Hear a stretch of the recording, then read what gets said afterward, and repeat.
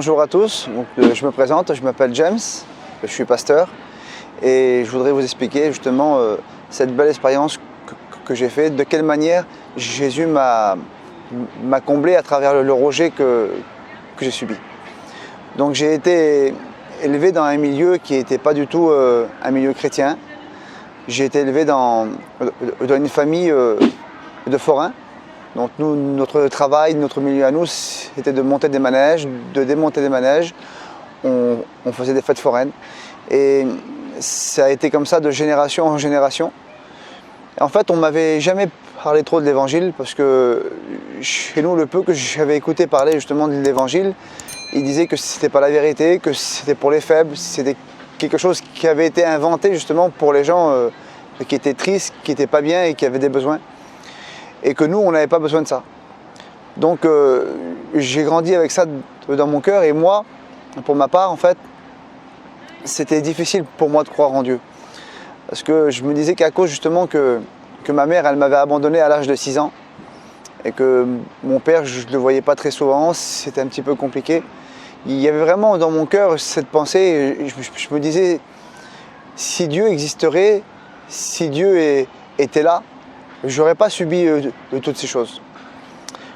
Et j'ai grandi avec cette pensée de mon cœur, donc qu'est-ce que j'ai fait? En grandissant, il y avait un manque dans mon cœur, j'ai essayé de le combler. Alors vous savez, j'ai pas fait plus que les autres ou moins, mais j'ai goûté un petit peu à ce qui était bon, à ce qui était mauvais. Et je me suis rendu compte d'une chose, c'est que malgré tout ce que j'ai pu essayer, malgré tout ce que j'ai pu goûter, il n'y a rien vraiment qui a pu me satisfaire et combler justement ce manque qu'il y avait en moi. Je me suis toujours un petit peu senti un petit peu rejeté. J'ai toujours eu un petit peu ce sentiment de rejet justement à cause de l'abandon de ma mère. Et j'ai essayé de le combler par toutes sortes de choses. Alors, en fait, souvent je buvais un petit peu dans l'excès, justement pour essayer de passer un petit peu à autre chose et de me combler justement. Mais ça ne marchait pas. En fait, il n'y a personne qui le voyait ça, mais le soir, quand je rentrais chez moi, après une bonne soirée avec des copains, avec des amis, après un bon moment qu'on a passé au restaurant, quand je rentrais d'un voyage ou quelque chose que j'avais fait pour me divertir, il n'y a rien qui marchait. En fait, toutes les choses, tout ce que j'ai pu entreprendre pour essayer d'être comblé, ça comblait mon cœur pour un temps, mais quand je rentrais chez moi le soir, il y avait toujours cette angoisse, il y avait toujours cette pensée justement d'abandon et ça me faisait du mal et c'était compliqué. Alors après, avec des amis, on a commencé un petit peu à jouer un petit peu de la musique et à cause de cette musique-là, ça m'a attiré dans une ville à Perpignan. Et quand je suis arrivé là-bas, je ne suis pas du tout arrivé là-bas en fait pour l'évangile ou pour les réunions, ou pour être chrétien. Loin de là, comme je vous disais, c'était vraiment quelque chose que j'y croyais pas.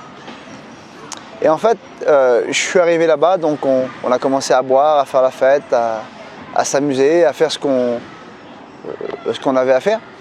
Et là, il y a une personne qui est venue me parler de Dieu.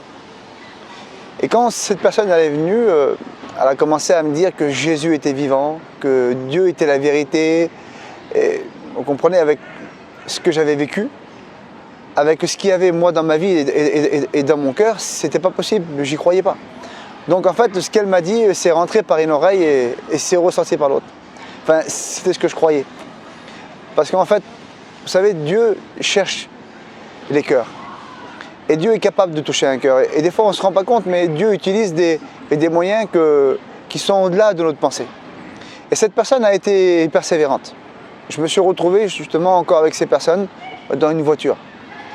Et dans cette voiture, il y avait un cantique, un chant. Et ce chant, il disait que après la mort, il y avait une vie.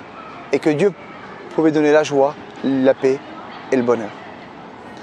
Et je ne vais pas vous dire qu'en écoutant ce chant, j'ai été transformé, j'ai été brisé, mais en écoutant ce chant, ça a donné une soif en moi de voir un petit peu plus loin. Et cette personne, elle a fait ce que tout bon chrétien et toute bonne chrétienne doit faire. Elle a continué justement ce qu'il y avait à faire. Elle m'a invité à une réunion. Alors une réunion, vous comprenez bien, je fais partie d'un milieu où on ne connaît pas du tout l'évangile. Je l'ai dit. Donc pour moi, une réunion, je ne sais pas ce que c'est. Un pasteur, je ne connais pas. Un chant de cantique, c'est pratiquement la première fois que je l'ai écouté la veille. Et des témoignages, je ne sais pas ce que c'est. Donc je rentre dans cette réunion. Moi, je suis une personne qui a quand même...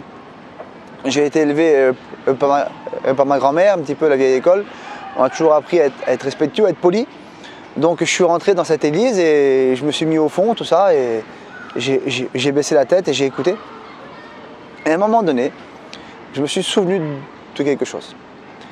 Cette personne qui m'a invité à la réunion, elle m'a dit ces mots, et ces mots étaient forts. Elle m'a dit, tu sais James, si tu demandes à Dieu avec un cœur sincère, que tu lui demandes qu'il se fasse connaître à toi, il le fera. Et moi j'étais là et j'ai pris ces paroles à cœur et je me suis dit à moi-même, bah, je suis là. On a goûté un petit peu à tout ce qu'il y avait dans le monde. On a essayé un petit peu tout ce qu'il y avait dans le monde. Bah, pourquoi pas? Donc j'ai fermé mes yeux et j'ai commencé à parler à Dieu. Ça veut dire que je suis en train de vous dire, c'est que je n'ai pas été inculqué. On ne m'a pas bourré le crâne en me disant faudra que tu crois en Jésus, que tu crois en Jésus, faudra que tu fasses ça. Non, je suis en train de vous dire que la veille, j'ai écouté un chant de cantique, que je me retrouve dans une réunion et que simplement je ferme les yeux.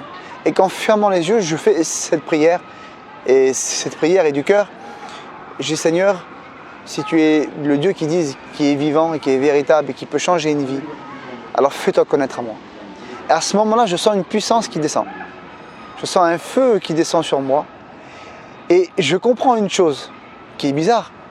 Je comprends que Jésus est descendu sur la terre à cause de mes péchés et qu'il est mort pour moi et qu'il est ressuscité. Je comprends tout ça en une fraction de seconde. Et je sors de cette réunion, mais moi je ne sais pas en fait ce que c'est. Après suivre Jésus, on ne m'a pas appris, moi je ne sais pas. Donc je reviens à Paris et tout. Et comme je vous le dis, moi je suis dans le milieu des fêtes foraines. C'est un milieu où on est tous ensemble, on est tous là, c'est familial. Et là, j'ai des copains qui viennent vers moi et qui me disent « Écoute James, ce soir on sort, on va en boîte de nuit. » Je dis « Ok, allez, on y va. » Donc je monte dans la voiture le soir avec eux et là j'arrive et je rentre dans cette boîte de nuit. Et je vous promets que moi dans une boîte de nuit j'étais très à l'aise. Je me sentais très très bien. Boire c'était mon domaine. M'amuser, danser, j'adorais ça. Et tout d'un coup, je rentre dans ce lieu et il y a comme un mur qui se met devant moi. Et je m'aperçois de quelque chose. C'est que j'ai plus envie d'être là. Mais le plus en fait qui me choque, c'est que je suis en train de me rendre compte de quelque chose. C'est que la prière que j'ai faite il y a quelques jours en arrière, c'est plus grand que ça. Le Dieu que j'ai invoqué il y a quelques jours en arrière, ça va plus loin que ça. En fait, il est venu en moi. Il est en moi, il habite en moi. Le Saint-Esprit habite en moi. Et je comprends une chose, c'est qu'il est venu combler le manque, justement, qu'il y avait dans mon cœur. Ce manque que je voulais combler depuis tant d'années, lui, il l'a comblé en un instant. Alors, je suis reparti de ce lieu et à partir de ce moment-là, j'ai voulu le suivre. Et j'ai eu des belles surprises. Je vous ai parlé justement de ce rejet, de ce manque justement d'amour que j'avais eu. Je me suis aperçu que le Dieu que je venais de rencontrer avait un amour infini pour moi, avait un amour immense pour moi. Et tous les jours, il me le prouvait. Tous les jours, il me prouvait son amour. Tous les jours, il me bénissait. Il me faisait voir qu'il était là. Ça veut dire que je me levais, il était là. Je me couchais, il était là. Et je me suis aperçu que j'avais accepté un Dieu qui était capable de prendre soin de moi, qui était capable de guérir mon cœur. Et comme je vous disais, vivre un abandon, c'était un petit peu compliqué. Il y avait des blessures automatiquement dans ma vie. Parce qu'il y avait eu ce manque de pardon, un petit peu, c'était compliqué. J'avais besoin de pardonner. Et à un moment donné, je me suis rendu compte de quelque chose. C'est que sans rien que je fasse, j'avais plus de haine pour ma mère. J'avais plus de colère.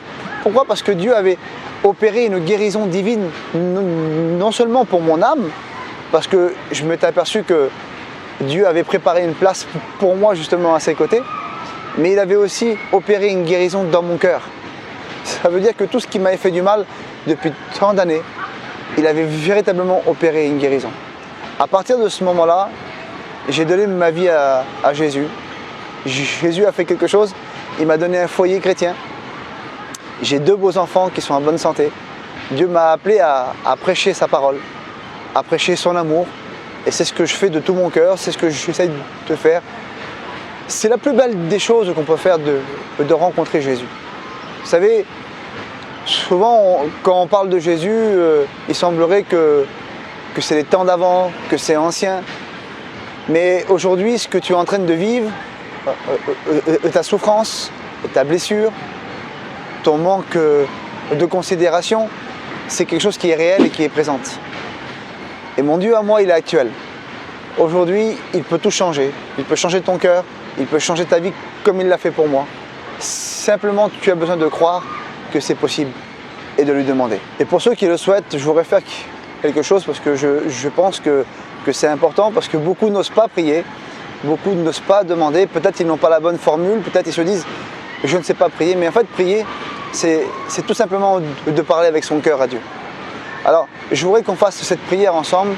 Je vais prier pour vous et je voudrais simplement que tu fermes tes yeux et que tu demandes à Dieu d'opérer un miracle dans ta vie. Seigneur, nous sommes devant toi, Jésus. Tu vois toutes ces personnes qui écoutent, Seigneur, qui ont besoin de ta grâce, qui ont besoin, Seigneur, que tu opères une guérison, Seigneur, dans leur cœur, Seigneur, et pour leur âme, Seigneur Jésus. Je te demande, Seigneur, d'intervenir, Seigneur Jésus. Que tu puisses, Seigneur, toucher leur vie, Seigneur. Que tu puisses, Seigneur, ôter leur souffrance.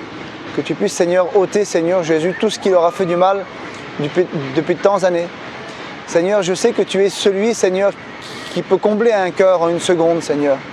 Alors, par ton Saint-Esprit, je te demande, Seigneur, de les visiter, Seigneur, puissamment, Seigneur. Tu le fais, Seigneur Jésus, parce que c'est ta volonté, Seigneur. Parce que tu es ce Dieu d'amour, Seigneur. Je te dis merci, Seigneur Jésus. Amen.